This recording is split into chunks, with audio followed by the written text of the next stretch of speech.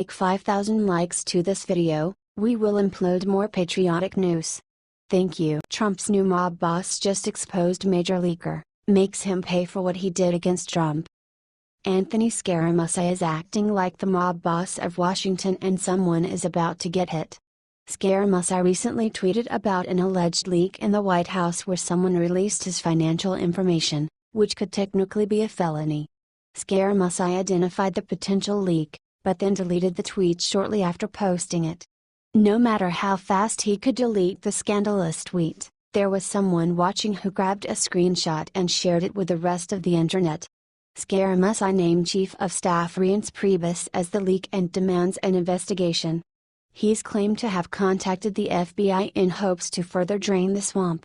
At this point, is the swamp just becoming a bigger swamp? Or is it flushing out the rest of the people who aren't 100% dedicated to working with their president? Via the Washington Examiner, Anthony Scaramucci, the incoming White House Communications Director, said Wednesday evening that he will reach out to federal officials because of a financial disclosure leak, which he called a felony.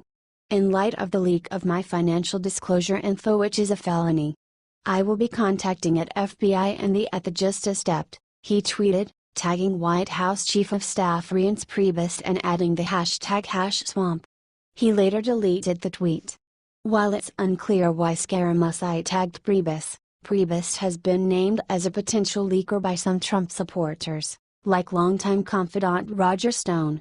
If anyone is wondering, then the answer is yes. Scaramucci wants Priebus investigated, as confirmed by Ryan Leaf CNN, LOL, and The New Yorker.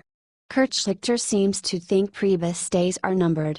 If there's nothing left to leak, then that's when people begin turning on him. It's a dog's world in the mainstream media and everyone wants a story. People will go after each other just go get ratings. Seems like there's no loyalty anywhere regarding politics and the media. People leaking info on each other, then stabbing each other in the back, or front, like the mooch, and all just to get a step ahead on the next guy. Though credited as the architect of Trump's election victory as RNC chair, Priebus has been dogged by constant issues in the White House that seem to leave the administration in perpetual disarray. Supporters of the president have openly questioned Priebus's commitment to Trump's agenda, and question whether or not he could be the source of numerous leaks. Priebus is in a tough spot. At one point he's considered an asset and weapon that took down Hillary Clinton in the 2016 election. To go from being important to having one's loyalty questioned or being identified as a leak must be the worst possible situation for Priebus to be in. One has to wonder what's going on in the White House if people are leaking information, turning on each other, and talking about getting stabbed in the front or back. What we need now is a real leak that gives us the absolute truth. Is the White House turning into a swamp? Or is it draining the swamp? What direction are things really going behind closed doors? Have the Democrats latched onto someone like a tick and won't let go?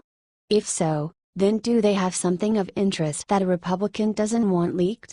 One also has to ask that if Priebus is a leak, then what does he get out of leaking information? What's the benefit?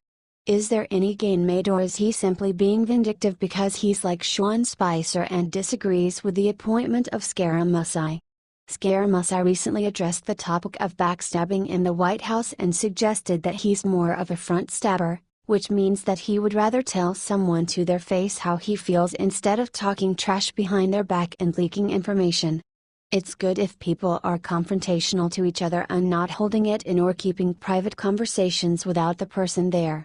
If people in Washington want to make serious progress, then they should address problems right away, to each other, and solve them immediately. When internal problems are solved, then external progress can be made. At this point, the Republicans can't even put forward an acceptable healthcare resolution to replace Obamacare. We keep getting Obamacare light. Obamacare was an expensive disaster. America needs real affordable healthcare. Force members of Congress to use the same plans we use and healthcare would be fixed in 5 minutes or less. Healthcare is easy, just find a way to take care of everyone who contributes to society. If you're working, then you're covered and it comes out of your check.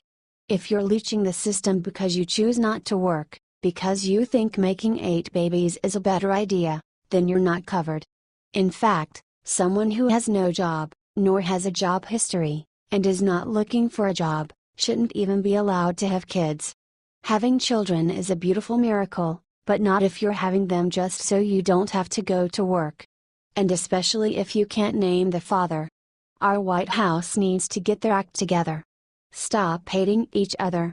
Stop leaking information. Start kicking some tail and doing a great job. Make White House great again.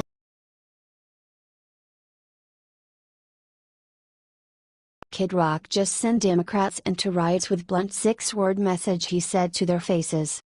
It's official, Americans are tired of career politicians.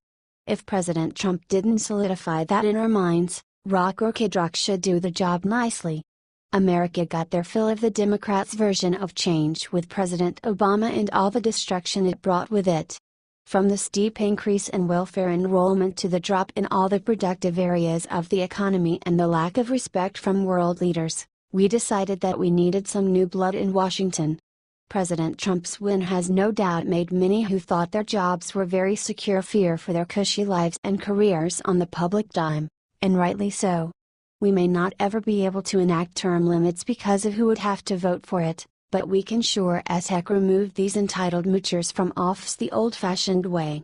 That might mean some unconventional methods, but if it gets people with fresh eyes and a feel for what Americans needs making the laws, it will be worth it. Kid Rock and his Senate campaign might be exactly what we need to show people that it can be done. The singer and outspoken conservative has officially thrown his hat in the ring to run for a Senate seat. While many are saying that they don't think he'll ever make it, they said the same thing about President Trump too, and were still calling him president despite all the bad press that the haters could possibly crank out. Via American Lookout, Senate hopeful rock star, Kid Rock, delivered a strong word in his most recent press statement, "Believe me. It's game on thrifters."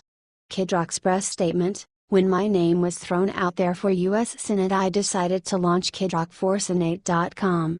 I was beyond overwhelmed with the response I received from community leaders, DC pundits, and blue-collar folks that are just simply tired of the extreme left and right bullshit. As part of the excitement surrounding this possible campaign, I decided to take a hard look to see if there was a real support for me as a candidate and my message, or if it was just because it was a fresh new news story.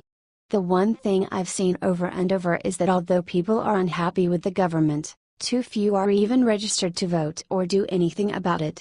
We have over a year left until an actual election, so my first order of business is to get people engaged and registered to vote while continuing to put out my ideas on ways to help working class people in Michigan and America, all while still calling out these jackass lawyers who call themselves politicians. During this time, while exploring my candidacy for U.S. Senate, I am creating a 501c4, a nonprofit organization for the promotion of voter registration. Not only can I raise money for this critical cause, but I can help get people registered to vote at my shows. Since the announcement, the media has speculated this was a ploy to sell shirts or promote something. I can tell you, I have no problem selling Kid Rock shirts, and yes, I absolutely will use this media circus to sell, promote whatever I damn well please. Many other politicians are doing the same thing, they just feed you a bunch of bullshit about it. But either way, money raised at this time through the sale of merchandise associated with this very possible campaign will go towards our register to vote efforts. One thing is for sure though, the Democrats are shatting in their pantaloons right now, and rightfully so. We will be scheduling a press conference in the next 6 weeks or so to address this issue amongst others, and if I decide to throw my hat in the ring for U.S. Senate, believe me, it's game on thrifters. Kid Rock, this guy is awesome. It's time to elect Senator Kid Rock. I'm sure there will be plenty of naysayers that will be pretend up in arms about his not having a background in the law, and they bring up a pretend good point. Lawmakers need to understand the framework of the Constitution that the law has to fit into. However, it's not like if we elect him he'll immediately start waving around a magic wand that forces laws to be passed left and right. And even if he could, as we've seen, Courts can slow that process way down. And besides, senators have staff for a reason. Kidd could hire a whole army of constitutional lawyers to make sure that his every move falls within the bounds that the Founding Fathers set down. More important than prior knowledge of legal precedent is the willingness to serve and represent the people who elect him. It's a lot easier to learn about the laws than unlearn how to serve yourself, like many of the sitting senators would have to do in order to serve their constituents. Source: American Lookout. Share if you're ready for some fresh faces in Washington.